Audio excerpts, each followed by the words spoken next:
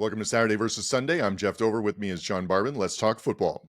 All right, this is our first official off-season podcast. There's nothing to talk about as far as like a current game, right? The Super Bowl was last week, so now we're just going through off-season headlines. So our format here is me and Dover both pick an NFL headline we thought was interesting and a college headline we thought was interesting, and we'll riff off of that. And then one topic for the show. And Dover picked today's topic, but let's start with our headlines. Yeah, well, and the topic's going to be the tush push. Yes. And why is it run in the NFL and not in college? Because it was a big deal this year with the Eagles and the Super Bowl run and the playoff Super Bowl run. Winning team has perfected that play. So you think, and it's not complicated. It's not hard. Nope. Do we want to start there? Or do we want to go to our headlines? No, we'll do the headlines. We'll go to our headlines. But that's the, they ran it multiple times. So interesting to talk about. All right. So shall I start? Yeah, please. What's your first headline? So my first headline is maybe more the story of, but the parting of ways between Aaron Rodgers and the New York Jets. And now that's how the Jets got that spot there. But my bigger controversial team was the Falcons. So this is going to be a story about Rodgers and Cousins, really. Ooh. And the idea that both the Jets and the Falcons gambled on an old guy coming off of the identical injury, and it didn't work in either case. Now, in Rodgers' case, there is an argument to be made that he actually had decent numbers. If you look up his stats this year, they actually weren't that bad. Like if you compare them head to head versus many of the other quarterbacks who had a decent season, his touchdown to interception ratio is not too bad. His completion percentage actually isn't that bad. It's not. I wouldn't put it up next to, it's not like Lamar Jackson or Josh Allen numbers, but it was definitely above middle of the pack. Like it actually wasn't that bad. Yeah, no, it was 3,897 yards. So 3,000 yards for a long time was a benchmark for a QB. Yes. Now you would argue maybe 4,000 is because the passing has gone up a little bit. So he was just shy of 4,000. Yeah. Passed for 28 TDs and had 11 interceptions. So it was. I mean, those aren't terrible numbers. Those are fine. And I don't have the comparison here, but I know I've seen multiple comparisons where other quarterbacks who were in the playoffs had a similar number. So I'm pretty sure those numbers must be better than Mahomes. He had a terrible, terrible year as far as statistic goes. Great but question. anyways, it's just what happened here, like what went so wrong. Now, obviously the first year he tore his Achilles and it was just done. And then he comes back. And so with a comparison with Cousins is that both of them this year was coming back off of an Achilles. So the risk in general was just an old guy. So one just to finish your point about the stats. So Pat Mahomes played one less game. Yeah. But had 3,928 passing yards. So very similar. Yeah. 26 TDs, 11 interceptions. So it's just the same. Yeah, because a couple TDs less, one less game, so that would have put him over 4,000, but still not significantly different. So one of them went to the Super Bowl trying for a three-peat, and the other one was on a horrifically bad team. But the performance was statistically, anyways, you got about the same thing. Yeah, and just the last point about that, and then you can move on about your Kirk Cousins thing, was the for me, it was sort of the difference in how the stats happened during the season, because for sure Rodgers started slow. Yeah, there was definitely some slow games at the beginning, and then he piled on a few numbers, I think, near the end in sort of garbage time, like when not a lot. They were out of the playoff run at that point. You know what I mean? So, but other than that, yes. Like, did he have a bad season? No. Is it comparable to Mahomes? Absolutely. Yeah. So and many people argue Mahomes, this is one of his worst seasons. The team around him was good enough to keep whatever performance he put out there. It was enough to get them to where they got, but it's not like he was having a quarterback season of the ages sort of thing, like the way Burrow did or Allen or some of these other players. Almost 4,000 yards is significant. So yeah, that's true. It just didn't look like that, especially when you have some of these MVP caliber players having MVP seasons in his conference, but he still got past them all. Yeah. But anyways, so the story here is just that really just unraveled in New York. It never even got off the ground because he got hurt. So the first year was a disaster because he tore his Achilles in the first 3 or 4 plays. Then the second year, to your point, started off slow, finally came around at the end to the point where the statistics didn't look terrible, but did they really matter? Like, he had a couple good games here and there. The addition of Devontae Adams didn't didn't cut it either. So it's almost the story of you just can't load up on older players and think that's going to turn a franchise around if the franchise itself has trouble throughout.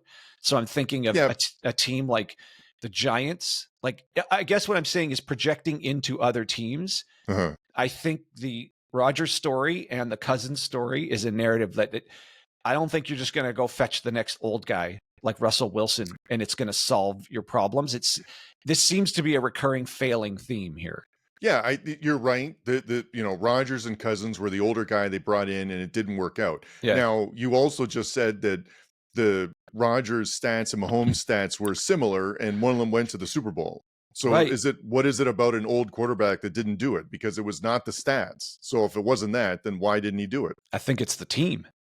Really? So because the Jets were that bad around him, you think? Right. And going and spending a bunch of money on an old guy who's got numbers didn't help. Like, it didn't help the Falcons, didn't help the Jets. Like, you need all the other bits. You can't just plug in a guy, even a multiple MVP winner, Super Bowl winner isn't fixing a team that needs a lot of fixing. No, and it's really, it shows you how hard being a GM is, because at the beginning of the season, if you said who's got the better chance to have a good season, a great season, and really turn the team around, make it a playoff team, Sam Darnold or Rodgers, everyone would have picked Rodgers. Everyone, because most fans, the average fan, this is a fan podcast, didn't think Darnold was going to come in and kill it like he did. So, like, it on paper, it looked like it was perfect, but it absolutely didn't work out. No, and they were so excited for him carrying out the flag, and they were on Hard Knocks. Like, the whole thing was set up, and maybe it would have been different if he was intact in the first year and he actually played, and maybe by second year things would have been better. But instead, you got rid of your coaches. Like, the whole thing unraveled so badly. Yeah, and part of that narrative is you got an old guy who can get hurt. Yeah, like, these guys can get hurt. Yeah, no, for sure. And it says something, I think there's still something about participating in all the practices, like, and they think they don't have to. Some of the, like, Rodgers is definitely like, he's publicly commented, like, when Green Bay was off to a slow start, he's like, don't worry about it. Like, we'll figure it out.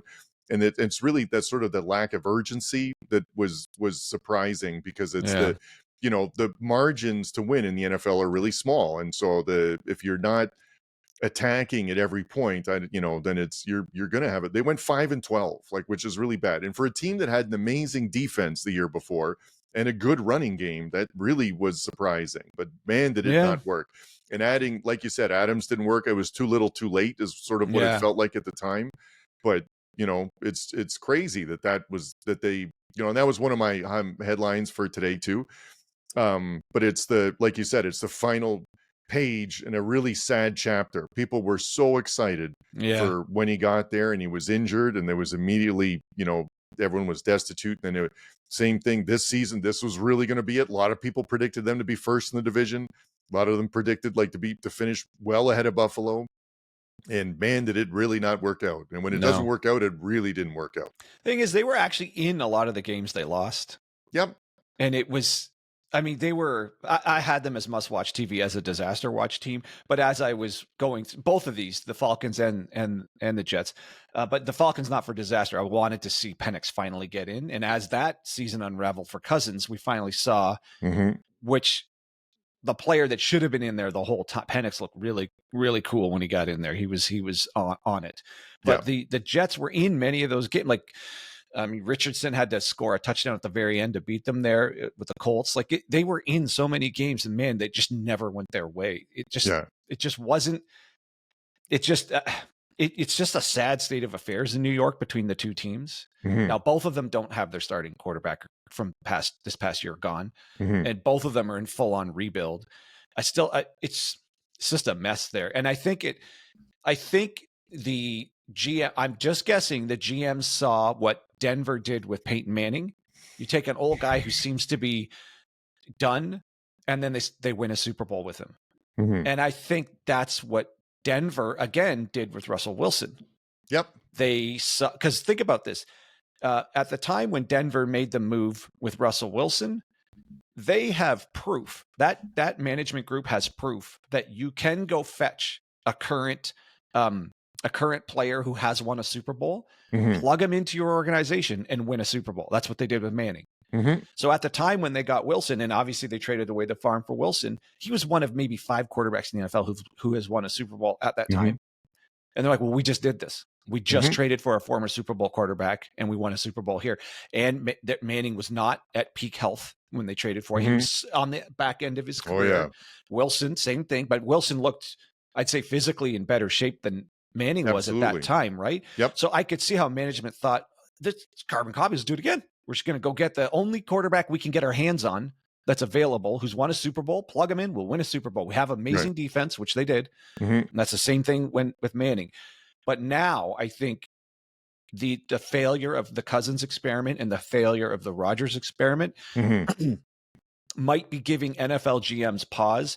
I don't know if this old guy thing works anymore. Because if you look at the 4 QBs in the Final Four, they're all young, they're all dynamic, and they're just going to run circles around whoever's on the other side of the field if you've got the old statue in the quarterback thing. To me, again, my theme this year of the running quarterback, I don't think you can recycle old guys, even Wilson as one of the premier running quarterbacks in his heyday. You got to have your wheels under you to still be an effective running quarterback. And Wilson's just reverted to a pocket guy now. And that's not good enough. No. And so you're right. It's the putting in the old QB in order for it to work. I feel like there has to be 2 things in place. The first thing is that the whole rest of the team has to be amazing. So like really good defense and running game and everything's like in Brady place. at Tampa. Yeah, and you're just missing the one thing, right? So that has to be there. And then the second thing is some sort of chemistry mixed with the locker room. I don't know what, right? But like you said, it worked with the Manning in Denver. It worked with Brady in Tampa. It did not work with Rodgers in New York. It did not work with Cousins in Atlanta. Yeah. So there's something else there. There's another factor there that has to be there in order for it to be successful. And Russell Wilson wasn't there for that one either. No. So, and who knows, so it's, but man, on paper, they really thought the Rodgers and the Jets thing was going to work. And that's what really makes this like this final page in this chapter pretty sad, where that whole first season was gone. This was really going to be the season, and it really wasn't. So, and who knows where, I'm sure a team will pick him up, but will he want to be a backup, or will somebody, a really desperate team just throw him in as a starter? Like, who's going to want that circus? I don't know. No. It's just, I still think he's got something in there, but like you said, it's that he's got to go to someone with a stellar offensive line. But I don't think, I don't know. I just don't think there's a fit for him anywhere right now. No, and you're right. It seems like, especially right now, the young, mobile, athletic quarterback, there's a really good amount of young talent in the NFL right now at the quarterback position, which is exciting. And it really contrasts when you see like Cousins, stand like a statue in the back, and compared to what some of these other QBs are doing. So it's hard to win like that. That's my NFL headline. What's yours? Well, mine was the Jets one too. Oh, so but we'll go to the NCAA one now. So my NCAA headline was Patricia being the DC at Ohio State. Okay. So, yeah. So Patricia was a really good defensive coordinator when he was at the Patriots, right? He got a lot of attention there. That's why he got offered the Detroit job, which totally didn't work out after that. But, I think that it's a proven defensive commodity. And it's a really good tool for in the college for recruiting and stuff, where you have the NFL coach come in, and I think that really means a lot for them too. So I think that's a great move for Ohio State. And they, when you're a really good college team, sometimes you can have times where there's a lot of turnover with the assistant coaches and the coordinators. And so you got to put in the best you can possible, because you don't want to lose the recruits. You don't want to lose the transfers. And Patricia is a name that would still mean a lot for, I think, defensive players. So I thought that was a pretty good move. And it's part of the Belichick coaching tree. And with that said, the Belichick effect in UNC has really elevated their recruiting class. I think it went from the low 70s into the 40s already. Yep. And again, if you read some of the articles from the players, it's a simple pitch. They're like, he's the best of all time. I want to go to the NFL. I really have to take a serious look at UNC that I wasn't looking at before, because who's actually going to get me ready for the NFL better than him? And on top of that, and obviously Georgia, Alabama, Ohio State, Michigan. These programs are just LSU. They're churning players into the NFL, but he's made it the mandate of the team. Like, that's what we're here for. Like, I'm in UNC to churn guys into the NFL. So he's like explicitly stating it. It's not like it's implicit at all of those big schools. That's a good point. He's literally saying, no, this is how I'm running this thing exactly. We're the 33rd NFL team that could say it now. And you are going to be ready. And apparently he's even talking to recruits saying, you already look like an NFL prospect, like the high school guys. Right. So I can see how that's opening the door to many Belichick coaching tree coaches there's a lot of them out there. If they end up on college roster, college coaching staffs, I can see that just being a knock-on effect. Now that Belichick himself is in college, again, some of these players are so young, so they're not going to quite understand maybe exactly who some of these coaches are, but it won't take them long to put it together. Like, oh my God, he was the DC at the Patriots when they won all those Super Bowl. Like, they'll piece it together, kind of like how Marshall Faulk is now at Colorado. Yeah, most of those kids did not watch Marshall Faulk play, not at least maybe when they were really young, but they're going to be, oh, that's a Hall of Famer. Oh, that was the greatest show on turf. It won't take them long to piece it together that they have like a Hall of Fame, like serious guy at coach there. Yeah. So I think the Patricia story is part of the Belichick story too. All of his coaching tree is going to be all over the place, college or pro, but specifically it's going to be even more big names in college if there wasn't already like enough crossover from pro. I was talking to a UNC grad yesterday, and they said, in terms of the football season, they see it going one of two ways. It's either going to be the most genius hire of all time or a complete disaster, and they're really not sure which way it's going to go. So I'm dying to see it too. It's must-watch TV. Oh yeah, they're just must-watch TV. And on that note, and to kind of circle back to your exact topic here with Patricia at Ohio State, now that because Chip Kelly's gone now, right? Yeah. So do we think they're just locking and loading and reloading? Probably. Like, yes. I think you can just plug coaches in there. Like, that's what made Saban, I feel like, why he was one of the best coaches of all time, because he had a lot of turnover too for his staff, because they were very successful and really good defensive coordinators would go to different things.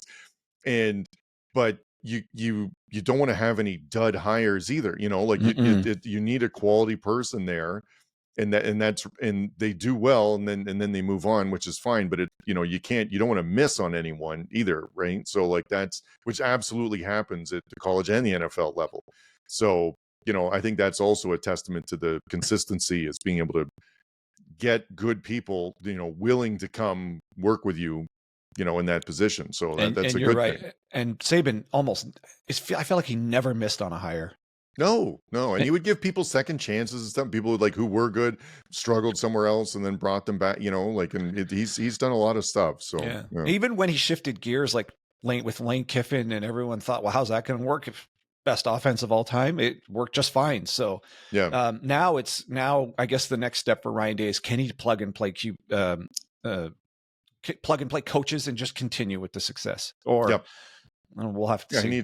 I don't know if they've announced who the offensive coordinator is, but it's they might have promoted from within, but they're, like that. Hopefully, that works out, and they'll still be in good shape. I haven't looked it up.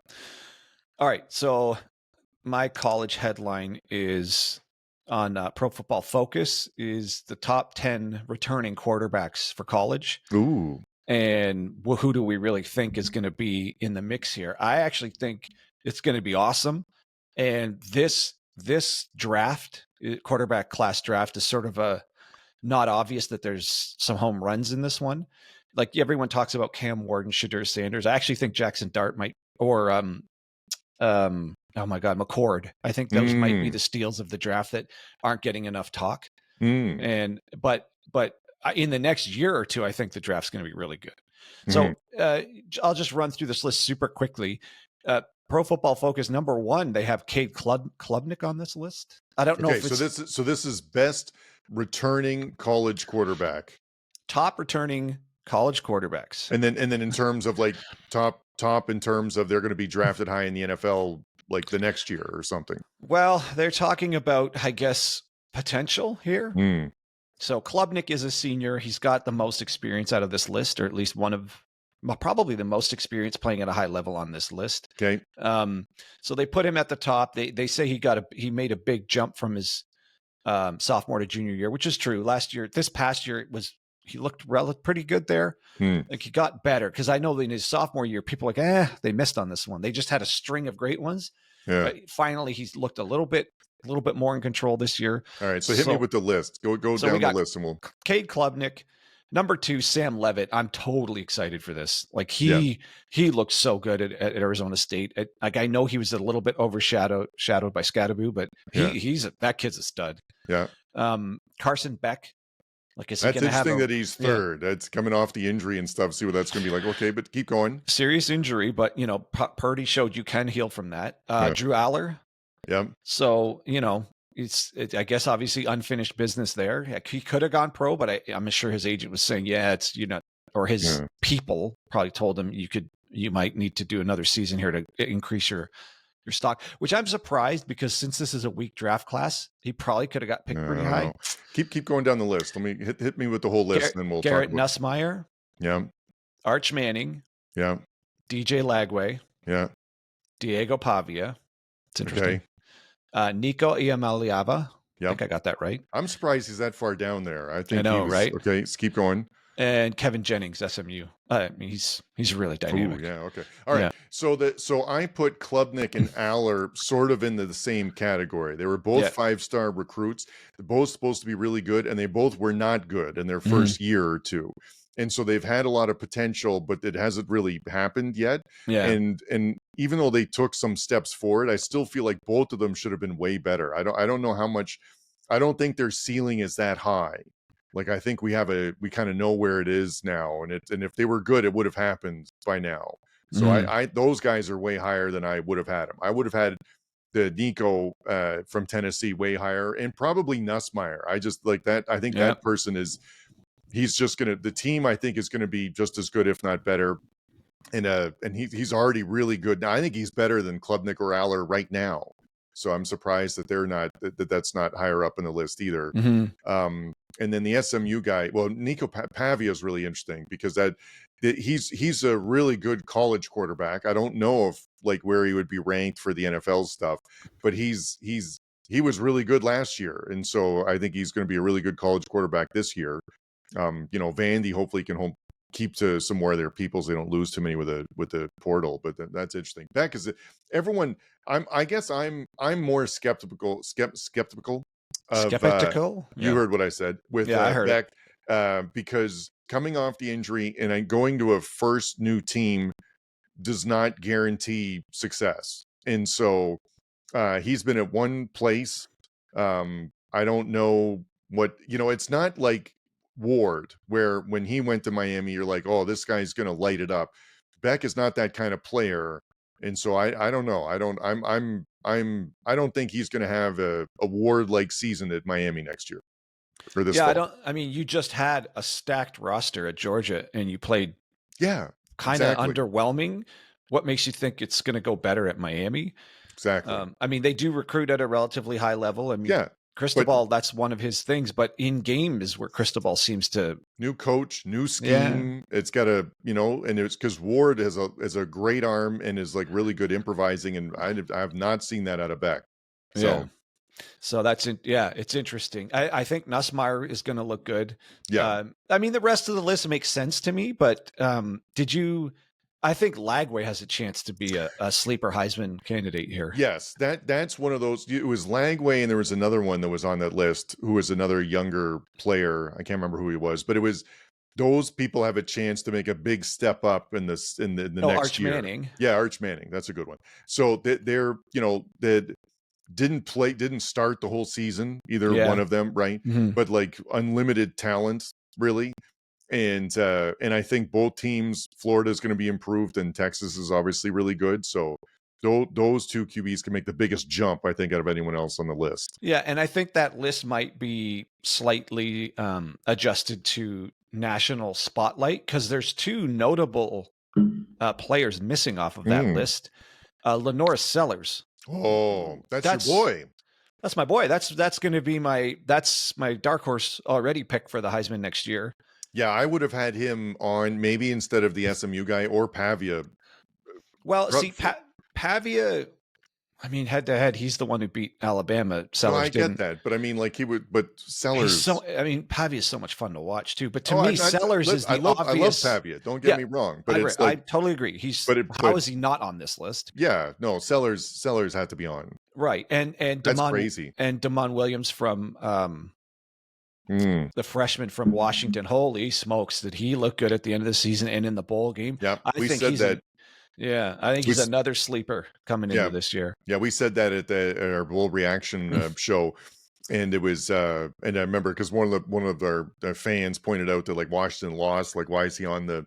But I was like, because that guy was that good, you know. Yeah. So that he was amazing. Yeah. Now again, in football, a QB can have an amazing game. I always think of DJ Youngblade. Yeah. That it was that one game against Notre Dame was like, oh man, this guy is going to be lights out, and that never materialized into anything. So anything can happen for a game, but boy, that Washington guy looks like he's got all the tools. So, yeah. And I'm sure we're leaving a few out, but that to me, that's like 12 really interesting quarterbacks coming into the season. Yep. And so the next draft or two, I don't know how many of those would actually be coming out, not all of them. I think we're going to see some, like another round of really good talent like we just saw in the last couple of years. And I think this year we're just in maybe a dip, at least not an obvious draft class. Like I said, I think the steal of this draft could be either Jackson Dart or Kyle McCord. I'm sure there's others. You know who else? Tyler Shuck. I think. Okay. I think he's going to be a good one coming out of here too. I was watching McShay cover a few quarterbacks, and he was actually pretty surprised when he took his time to dig into Shuck, and he's like, okay, so this guy's got something going on here. And Shuck was in and out of different schools and getting injured, but if you paid any attention to Louisville, he's got some of what it is. He's got some of it for sure. No, that's a good one. Those are talking about those QBs are making me excited already for the next season. Yep. All right, so shall we dig into the actual theme, or you got more?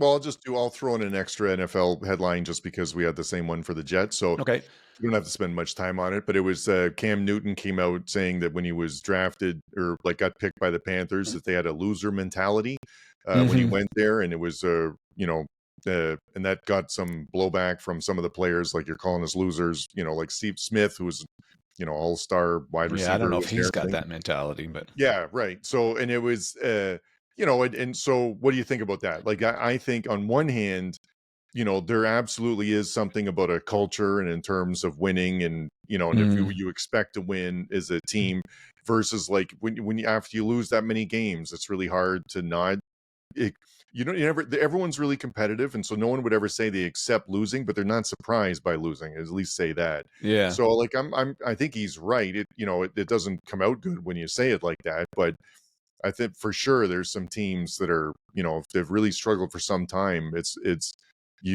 it can't help but affect you mentally. So and I think Newton, he does himself up with the stupid hat and stuff. I think part of it is he's trying to get a rise out of people instead of just the same old take. He's looking for maybe the shock value.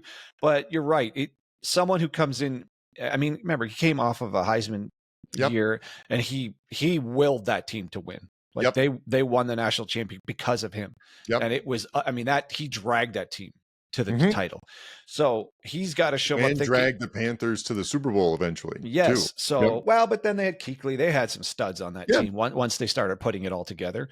But you're right. I can totally see how he's not wrong, but it's a little bit shocking the way he said it. But maybe that's partly by design, because that's just sort of the personality he's building as a media figure. He's a little bit, his presentation is in your face. It's over the top.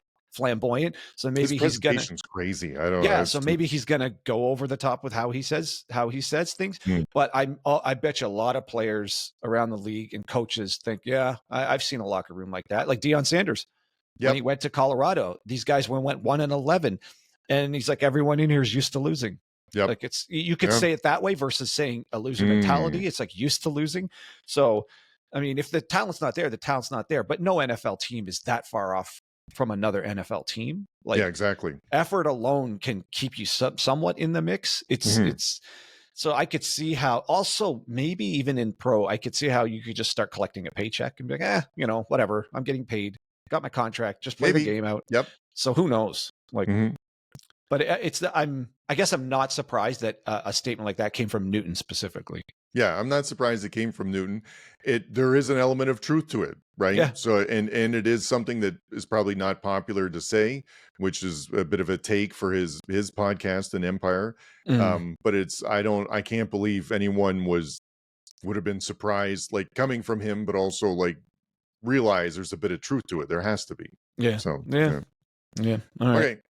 So Main topic for the day. this is your topic. Let her rip. Okay. So today we're talking about the tush push. It got a lot of attention this year in the NFL playoffs because the Eagles used it. Some other teams used it as well, but it really got a lot of attention when they ran it sort of like 5 times on the goal line that one game, Yeah. and so it raised a couple people had a comment like, should they do that? It's ruining football. It's not really a real play. They throw in the player injury thing, which I think people love to say just they think it, that means I don't something. think there's any proof of injuries with that. So either, but that's what they've said. But what I was really struck by is that because you can see if you had sort of the offensive line and that style of quarterback like Hurts or Allen, really, that it's a very effective way of getting 1 yard. It's a very effective way of getting 1 yard on 4th down or 3rd down. Yeah. And so why is it not used in college? Because the college has players like that. College has, the rules are the same. Like you need to. It wasn't at one point, but the rules are the same now in terms of you can push someone, you can't pull them, or someone like that. And the need to get 1 yard on 3rd down or 4th down is the same in college and NFL. So why is it not used more? Why was it used so much in the NFL, and why is it not used? I don't remember seeing it this season in the NCAA. Like I'm maybe it's happened, but I've not in the games I've watched. If it's happened, it was very sparingly to the point where it wasn't obvious that a team was using it as a major play. Like the two teams that stick out the most, Philadelphia, obviously they've mastered it. Yeah. And then the Bills are kind of right up there with them for using it quite a lot. Now they both have big, strong quarterbacks, but like, I don't understand how a team like South Carolina is not doing it with Sellers and just I would talk. I'm amazed coaches haven't talked to the Eagles coaching staff and say, okay, can you just show us how to coach our O-line on this? And we'll start implementing it. Like a lot of coaches behind the scenes help each other out like that. It's not hard for that coordinator to explain the nuances of how the line does it. Even I think Jason Kelsey, one of the linemen, talked about on a broadcast exactly what they do there. It's actually not that complicated. They just mastered it, and it's just way too quick. It's just way too quick. Yeah. No, and what's amazing about how the Eagles run the tush push is that sometimes, when I've seen it in the past or with the QB sneak, they do like a quick snap. Right. This is not like that. It's a regular play. Like they call out, like that everyone knows that it's coming. Yeah. And it's still effective. It's funny that you mentioned the coaching nuance. Like that would be, to me, it would be a short instruction session. Yeah. Because it's snap the ball and push, like get low, stay as low as you can and hit. So so why do you think it's not run in the NCAA? What's your thought on that? I don't know. I don't know. I can't imagine they're trying to protect the players from getting hurt or something like that. Not any more than the NFL. But it's so the only thing I could, if anything, they protect more in pro because of how much money's on the line for like star quarterbacks. No, I think no one wants QB hurt in any NFL, the NCAA, CFL, anything. So so the only thought I had was, if there is a technical nuance or something that the O-line has to have, that would make it harder or something in college, maybe.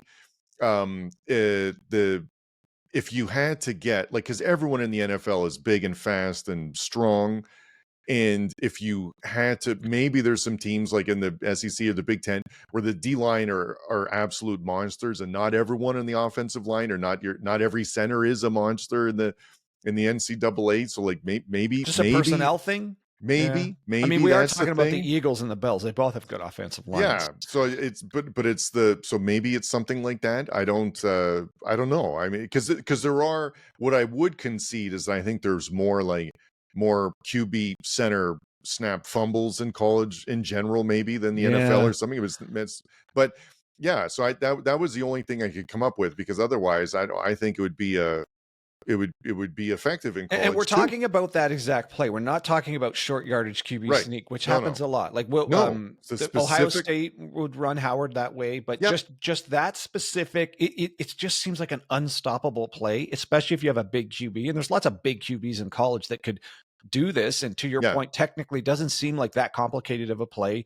Yeah. Any good coach, I'm sure, could analyze exactly what Philly was doing. I saw another person break it down, and they said it's not obvious from the defense that it's not straight up the middle. It's always off to one side behind their better guard. Yep. And that guy's technique is just a very specific way. And then he creates a tiny little wedge.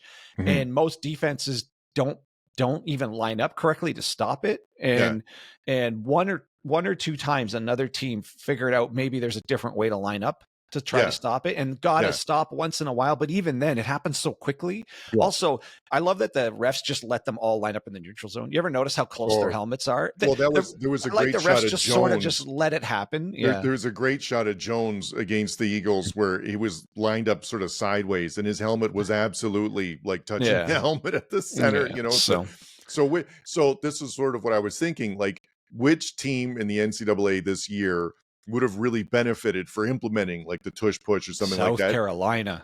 And I thought Drew Aller at Penn State. That's part of the reason why I'm wearing the t-shirt today. There you go. Because that offense struggled a bit. Mm-hmm. It wasn't a super dynamic passing offense. They had two really good running backs. And so even if you lined up like one running back deep and then one sort of short, and the one running back pushed Aller in for that would be, and then just having the one running back deep would sort of maybe have to keep the defense a little bit more honest or something. But it's like, and because Aller's a big dude, so that I think it would have been they would have been a great, personnel to have for that, and Sellers, like you said, for South Carolina. So just I don't know, just surprising that's not happening. It feels like there's a lot of things that are run in the NCAA and the NFL, like some of the pick plays, especially on the near Similar the goal plays. line. Yeah, and they did the pistol. That was sort of new for a hot actually, minute. on that note, my only thought is the NCAA is so rarely under center that, but I mean, that's such a specific play. Like, that's a specific under center play. Well, like, that's a good point. That might be better than my take about the personnel or something. You're right that it's for sure. In general, there's less under center at the college. Just a traditional under center single back type offense, which is what you would call the traditional pro style offense. And the college players way more often are in shotgun, some kind of shotgun. No, you're right. So maybe it's just less total reps under center, and it just I think that's good, because you don't want to bumble the snap, right? Because then it's the plays really. And dead. I would assume that exchange is simpler than the shotgun exchange, but maybe it's not necessarily simpler. It's just reps, and if you don't have enough reps in a critical moment, you're doing the center QB exchange that you do the least of in the most important time. That's my only thought as to why it's not so common. That's a good thought, because going into today, I did some research just to make sure that it's allowed, because I was like, maybe it's not allowed. That would really explain it to me why it's not done, but that's not the case. So no. Well, I mean, that's all I can come up with. I could just see a couple of those big time teams with quarterbacks who were big enough to do it and miss the playoffs. For example, the Gamecocks, and it could have been the difference between a play here or there, and that could have been it. I haven't bothered to dissect down certain plays in the season. They obviously could have had a chance to beat Alabama, had a chance to beat LSU, so they were close even without this being a mainstay. But I just see teams that have the personnel, namely a really big quarterback. I just don't understand why it's not in there. So I mean, this leads to a bigger discussion of why certain plays are in college and pro. Not college and pro, and then some are in pro and not college. Like I know they talk about things get faster in the pros, but it seems like the pros are starting to adopt a lot of what the college players are doing. Like the RPO, all of a sudden, well, not all of a sudden, but in the last number of years, it's become a serious thing. Like the Chiefs do it all the time. Yeah, and I think it's. Go ahead. No, you're right. It's the RPO is definitely in there. There's I think it sort of sways back and forth. Like for a long time, offense was really 3 runs up the middle in a pile of dust. That was really like the Big Ten thing. And because the idea is that the other team won't get the ball, you're just going to keep it, and and you have a good defense. And so we're just going to keep it low scoring and less, turnovers that way. But then it really became more offensive, the wide receivers are maybe physically more gifted, or it's, just sort of the general taller, faster thing that's happening with genetics. And so then it really became the dynamic offense thing was really more prevalent than anything else. So things come in waves. I'll tell you the one thing that I hate in both leagues is the tunnel screen. So both of us don't like that. And I don't know why they run it as much as they do, because it gets blown up a lot, and they in the NCAA and the NFL. And I just, every time it gets blown up, I just can't believe that there was it never had a chance to be successful. And I don't understand why people call that at all. But maybe it's setting stuff up for later, but if it isn't just setting stuff up for later, I've seen it work beautifully once or twice. The Niners ran one for a 60-yard touchdown, and every block hit just as it needed to. So like I think it was Samuel, as Debo was going down the field, each block hit just as the very next step, the next block hit, the next block hit. And it was a perfect lane straight down the field. But for the one that works, I feel like a dozen don't work. Yeah. And part of it looks like the D line is so athletic that the tunnel screen's supposed to arrive behind the D line, but they're quick enough and athletic enough to just stop their pursuit of the quarterback, turn around, and just stop the screen. Yeah. And in a screen, the D line's supposed to be not there. Like the whole point of a screen is it's behind the D line, but when it gets blown up, it's the D line blowing it up, not necessarily linebackers. Right. So that does happen. Well, the linebacker, of course, but I'm saying when it falls apart and it looks like, what are you doing? Yeah. The D line's on it. Yeah. And that's what frustrates me is the coaches think two things. They think somehow the D lines aren't athletic enough to react to it and get to it. And they think their O linemen are athletic enough in space to block linebackers, DBs, which a lot of times the X just can't block the O because the O's too quick. So it just needs to be so perfect. And so many moving parts on a tunnel screen. I don't know. Obviously we're not speaking from a coach's standpoint. It's just when you see it blow up, you see the lineman, the offensive lineman's where he's supposed to be, and he just whiffs on the block because the guy he's trying to block is just way quicker than him. Yeah, it looks like it has no chance of being successful. Right. Like you described it perfectly. You've seen one operate, executed perfectly, and one time I saw a D tackle score like a touchdown, and so you're right. But no one looks at that, goes like, what, we should just start giving him the ball. Like we should start doing this more regularly. Yeah. Like it's anyway. But yeah, that's I think college, because I think more teams would be successful if they adopted like that type of tush push. I think Lagway would be another example of someone I think that also type would be really good with it. And I'm surprised it's not used more. If in the comments, let us know if you think that would help your team, or if there's a reason why you think your team's not doing it. Be interested to see what you say. But that's or another play you can think of that you see in the NFL that could be in college. You just don't know why it isn't. So I mean, I get the idea that certain things are run in college that won't run in the NFL because they think everything's just a little bit quicker. I think, and when you have that, like a good example is like the Mahomes Kelsey thing. Like over time, they've learned that that he just finds the space or knows where to turn or knows where to settle down or something. And I just don't know if you have that time in college to develop that. No, you don't have players playing together for 8 or 9 years. Right. And so that's I think that's one of the reasons why the college has to have more like set plays and, that kind of a thing. But it's surprising that the tush push is not more involved with college. Yeah. Well, we'll see. Maybe some coaches are watching Saturday versus Sunday right now and thinking, why don't we do that? Maybe we'll put that in. Just jot down a couple notes. Yeah. And then he's going to say like, hey, Beamer, maybe we could do this thing with Sellers next fall. Yeah. Let's see. We better see it. You know what? If we see it, we're going to take the credit for that. Dude, we're going to have streamers and everything when we're. That's right. Yeah. That's right. Be like, we got a first down on Saturday. Did you see that? We got that first down. Oh, you know what? I want to add one little other NFL item here. I was on the fence about this headline, but I like it. Cutting room floor, but we'll throw it in here at the end. Okay. It's our show. We can do whatever we want over. It's our show.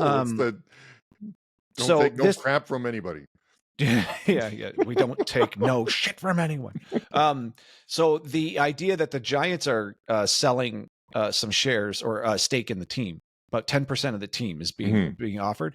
Now I know it's going to go to some major equity player, but I always thought it would be super cool if a team, all the teams would sell shares to the fans. So the Packers are a publicly owned team, right? So you can buy shares in the Packers. And I thought, okay, but that's an entirely public, the whole team, right? But why not release like 5% shares to the public for any of the teams in the NFL? Just like how this is happening now. Like, so Brady bought a minority stake. It's whatever, 4% or 5% of the Raiders. What if you released 5% of your favorite team? If they released it, like, wouldn't you buy shares? Absolutely, especially in the New York area. You know how many people would love to have a piece of the Giants? Well, no, I just mean all of them. All of them. No, for sure. Fans act like they own the team anyways. And to be fair, besides the owner, actually fans last longer than even owners. That's true. That's teams a good point. teams change hands from the first of all, players come and go. Coaches come and go. GMs, management, all of that comes and goes. Even the owners themselves come and go. But sometimes, like there's some that have been there a really long time, and some have. But it's possible. Over. Yes, like Carolina's changed over, Jacksonville's changed over, lots of ownership change over. Kraft's been there a long time. Jones but Cleveland, lots of teams' ownerships change. Yeah, the Washington owner had to change. But the fans of those teams are like, this is mine. It's not even the owners. It's still mine more so. Right. Like most fans will outlast almost all owners. They might pass. The Bills owner for a long time, he passed. Fans are still there. So it was his team for a long, long time, but they're still there, right? So the fans have a sense of ownership of that team even beyond the owners. And that'd be a great option. Like, how cool would it be if they released, I don't know, 5% shares, so a $500 million block or something like that, and the shares were like $100 a share, or whatever it was. You're telling me you would sell those in a second? In a second, and you'd have it right on your wall like that. I'm a part owner of my team, and you bleed those colors. You feel it on the weekend. You can't resist it. Like fans know what I'm talking about. You're stuck with the team. That's your team. Like you can't get it out of you. It's just part of you. You might as well actually own a tiny little stake in that team, and it just, like, I don't know, formalize how attached you really are to that team. I think it'd just be the coolest thing ever. I think you'd sell a ton. Like, you could, not that they need to raise capital, but how many teams people not would say no to raising capital? So how many do you think there's 20 million people for each team, or 15, 10 million that might buy a share? That's a great question. I don't know. Like just if they were $50, $100, you're telling me people would gift those things to each other. Yeah, absolutely. Like it's just such a cool concept to own a piece of your team. Yeah. I don't know. I just thought when I saw that with the Giants, I thought, man, I bet you half of New York would buy. I mean, no, for sure. For sure. Anyways, I think it'd be super cool. Let us know in the comments if you'd buy shares of your team. And it's funny. You could sell the shares if you're pissed off. Absolutely, that was what I thought. Especially like it's the day that Saquon Barkley left. I'll be like, now's a good time to let go of my share. Sell high, buy low. You could, and then someone will scoop in and be like, "Ooh, the Giants are cheap right now." Pick up a couple of shares. I don't know. I think that would be hilarious. That would be good. I'd be all in on that. Trading NFL team shares. All right. You got anything else? No, that's good. All right, well, that's a good place to leave it. That's our first official offseason podcast. So we'll be doing one a week. We're going to be covering headlines in pro, headlines in college, and then we're going to pick a theme different topics each week. Try to be expedient. This one was Geoff's concept of the tush push because the Eagles just won the Super Bowl, and it's just oddly absent from the college game. So if you have any ideas, obviously put them in the comment section. We'll add them into the show. All right. So join us next week for our next offseason episode. Catch you later.